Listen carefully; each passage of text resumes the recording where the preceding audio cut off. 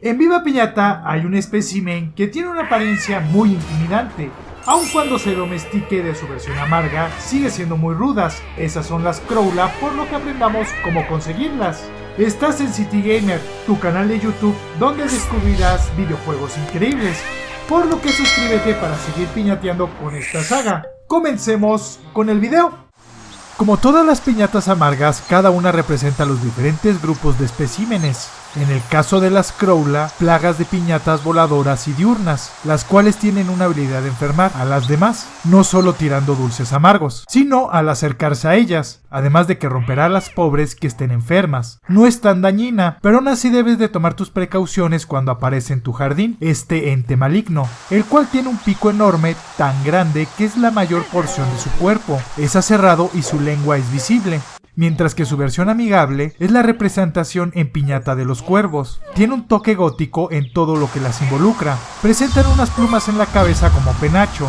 Su pico es esférico y tiene un cuerpo pequeño, donde su papel maché da la apariencia de plumas y les predomina un color morado. Unas pequeñas góticas que siempre que caminan parece que están disfrutando de la maldad, ya que tienen el ceño fruncido, pero su pico forma una especie de sonrisa. Son de nivel 5 y un exponente de las piñatas voladoras. Primero aprendamos cómo conseguir la dulzura de su versión amarga. Para que aparezca en el juego Viva Piñata clásico, debes de llegar al nivel 14 de jardinería, y cuando llegues al nivel 15, esta entrará para causar sus estragos.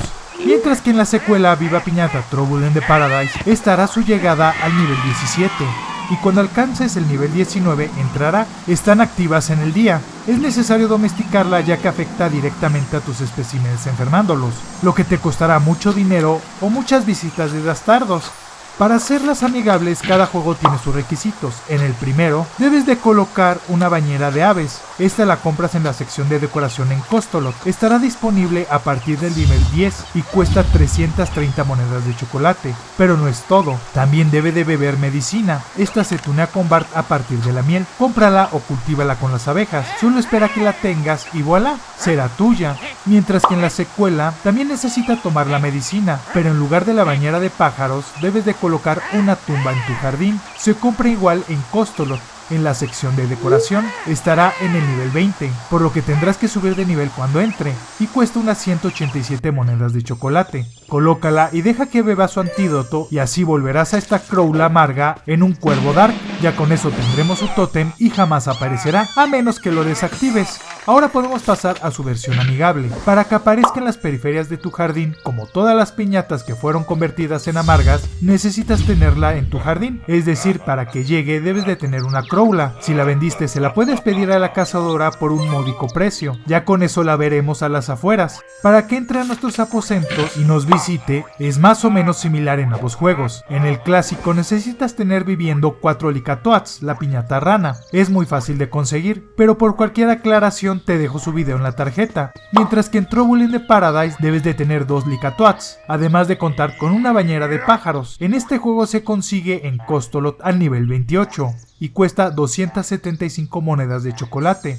Ahora para volverla residentes es similar en ambos títulos, ya que debes dejar que se coma 2 Licatoats, pero debes de considerar que si come una y se va, tendrás que reponer la que se devoró, ya que al día siguiente no entrará. Ya que sea tuya, toca reproducirlas y para cumplir sus requisitos de romance, es sumamente sencillo e igual en ambos juegos. Necesita comerse 2 Shelly Beans, la piñata caracol, una que también la conocemos al principio como una piñata amarga. Te dejo su video en la tarjeta para que no tardes en conseguirla y construir su casa. Cuesta unas 825 monedas de chocolate y tarda 50 segundos en hacerse. Es épica esta casa, ya que es una casa del árbol en forma de castillo tétrico con luces rojas, genial para un pájaro gótico y queda muy bien para este cuervo. Es genial para un jardín temático del Día de Muertos o Halloween.